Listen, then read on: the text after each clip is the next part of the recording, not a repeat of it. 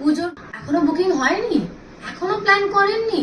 যদি না করে থাকেন তাহলে ইমিডিয়েটলি বুকিং করুন, সত্যি আর সময় নেই। পুজোর টিকিট ওপেনিং হচ্ছে অগস্ট মান্থ থেকে। তো যদি কোনো রকম ভাবে এখনো প্ল্যানিং না হয়ে থাকে, বুকিং না হয়ে থাকে, তাহলে অবশ্যই ভূস্বর্গ প্ল্যান করে ফেলুন।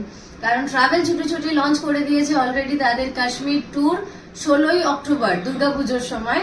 মাত্র মাত্র কত টাকায়? মাত্র 14,900 টাকায়। হ্যাঁ, ঠিকই শুনছেন, মাত্র 14,900 টাকায় 9 রাত 10 দিন কলকাতা টু কলকাতা কাশ্মীর ট্যুর। আচ্ছা, কি কি পাচ্ছেন এই ট্যুরে?